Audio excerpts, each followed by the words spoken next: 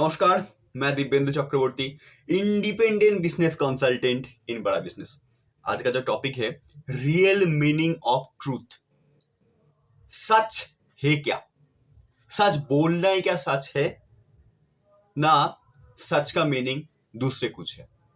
ये जो मन में आपका जो कॉन्फ्लिक्ट चलता है ना, इसका ही आज सॉल्यूशन दूंगा।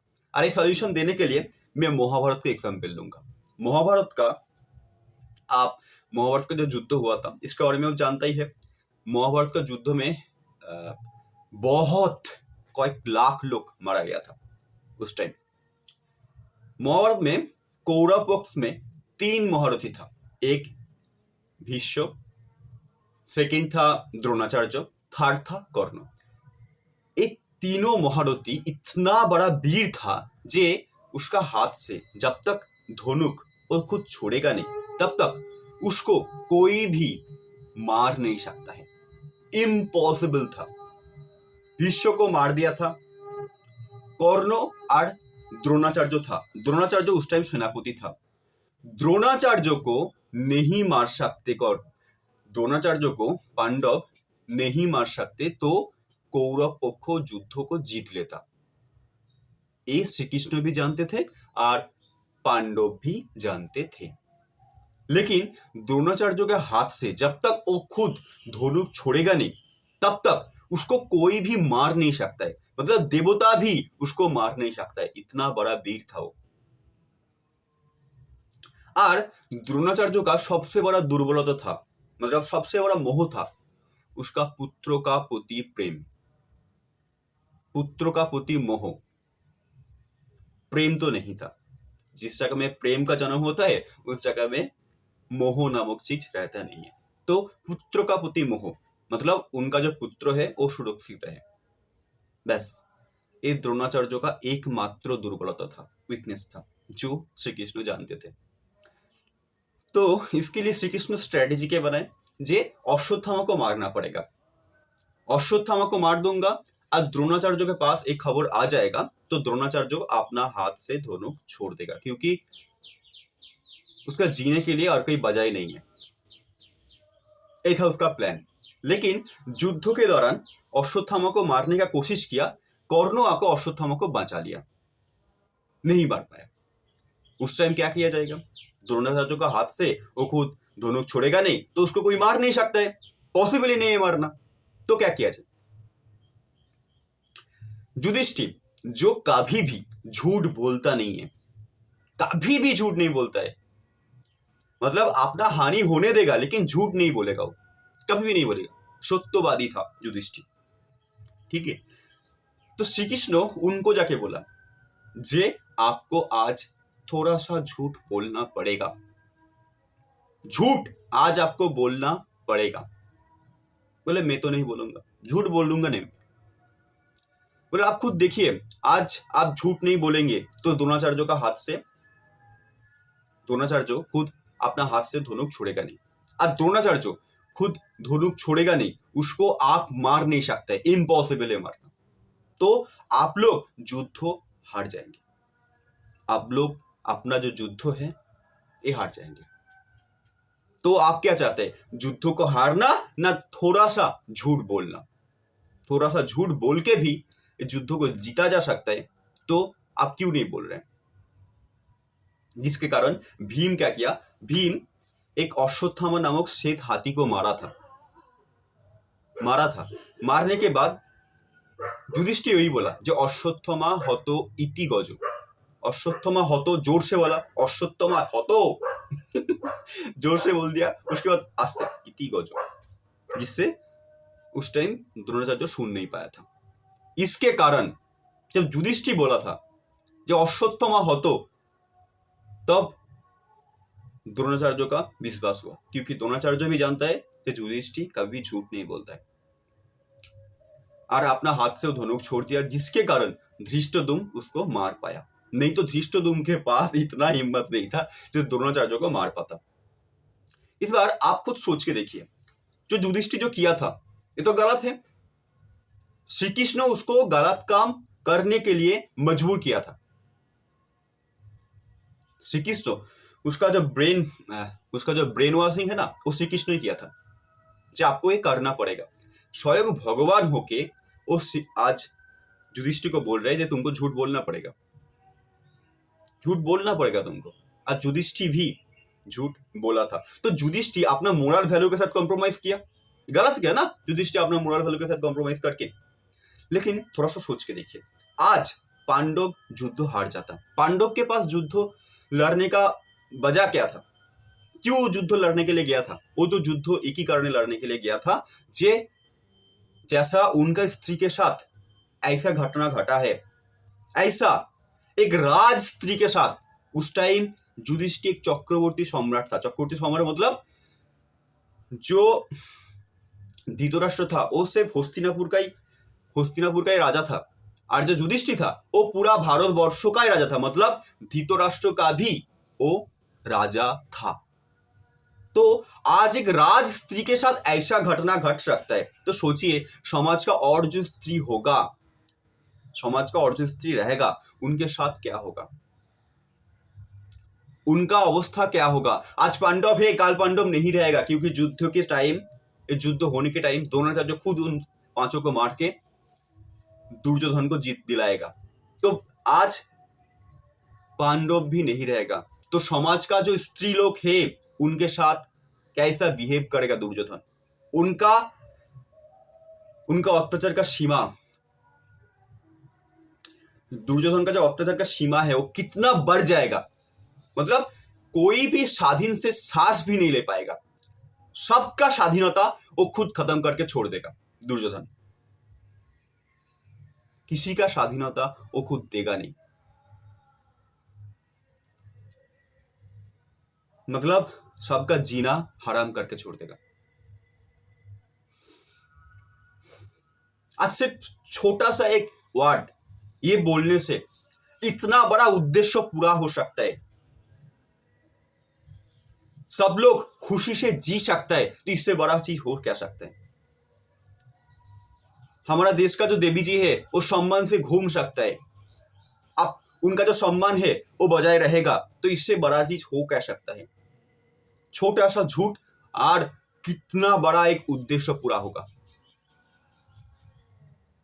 तो ये झूठ का इंपॉर्टेंस कितना है, इससे ये समझ में आ जाए कि जब आपका इंटेंशन सही होगा कोई काम में, जब आपका उद्देश्य ठीक होगा कोई काम में, तब आप जो भी करेंगे, जो भी बोलेंगे, जो भी सोचेंगे, जो काम भी करेंगे, दुनिया के सामने वो झूठ लगे, दुनिया आपको झूठा बोले, उससे कुछ भी फर्क पड़ता नहीं है, वो ही सच है वो काम को फुलफिल करने के लिए, मतलब गोल को अचीव करने के लिए, जो गोल में आपका इंटेंशन अच्छा हो, समाज का कल्याण वो गोल में छुपा हो, तो जो भी काम करेंगे वो सही है। वो काम को करने के लिए आप जो कुछ भी बोले, चाहे वो झूठ हो समाज के पास, वो भी सच है। इंटेंशन जिसका सही होगा वो जो कुछ भी करेगा वो सब कुछ सही होता है। आपका इंटेंशन सही होना चाहिए, उद्देश्य सही होना चाहिए, उद्देश्यों में सबका कल्याण छुपा हुआ रहता है।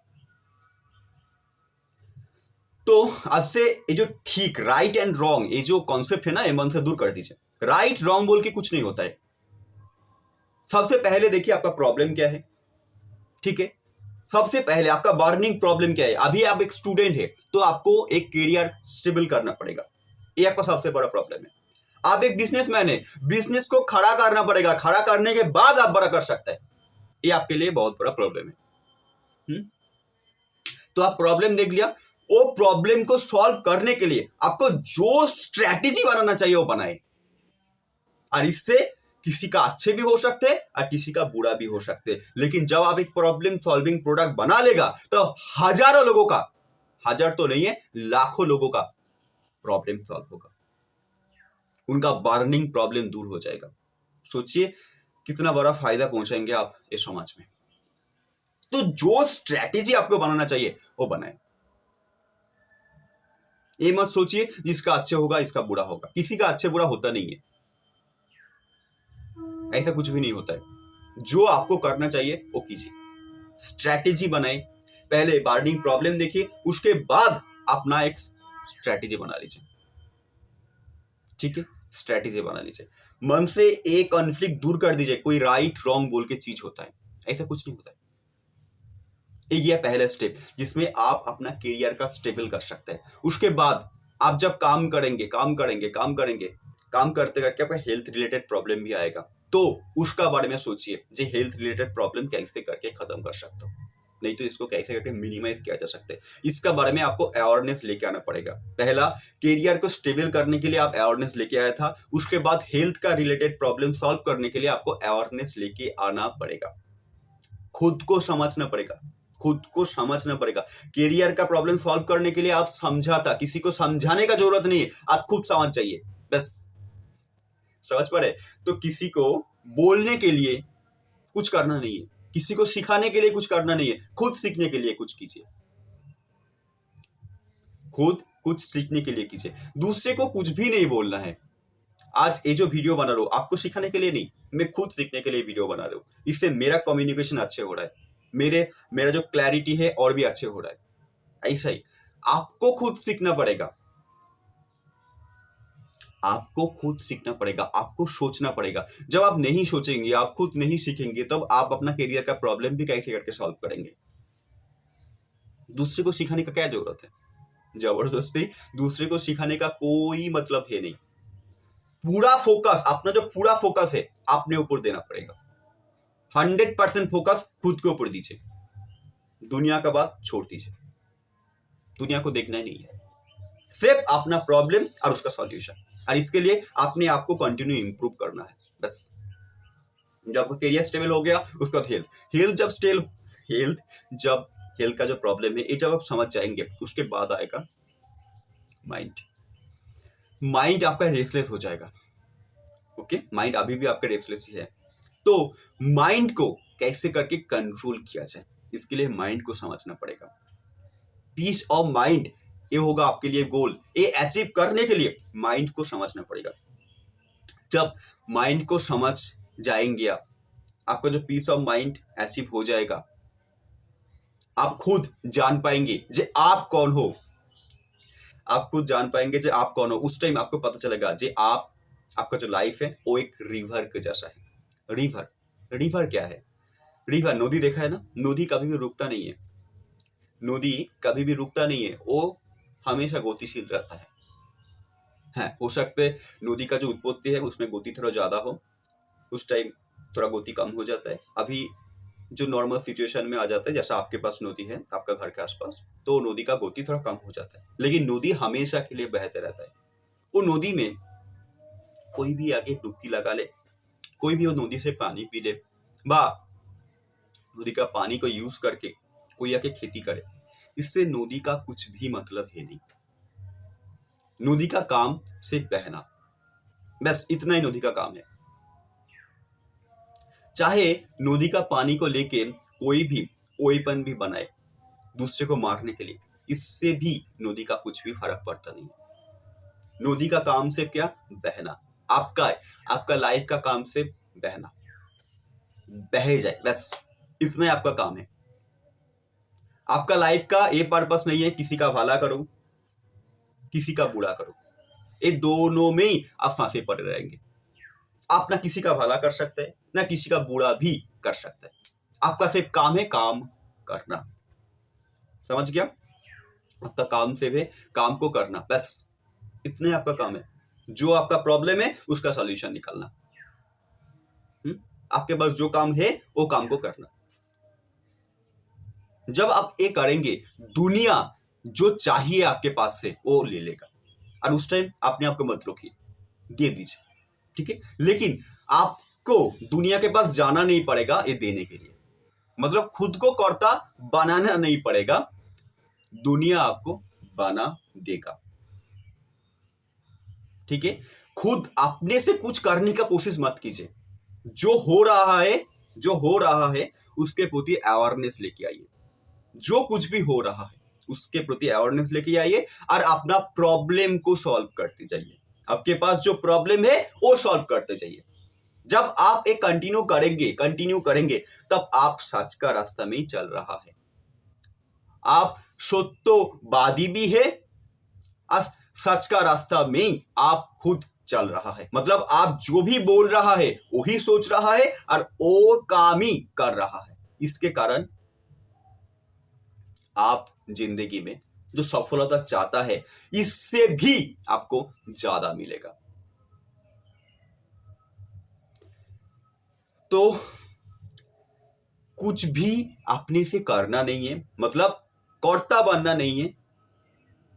जो काम है वो करना है, ना किसी को कंट्रोल करना है, ना किसी को कंट्रोल करना है और ना किसी का भला करने का कोशिश करना है, ना किसी का बुरा करने का कोशिश करना है।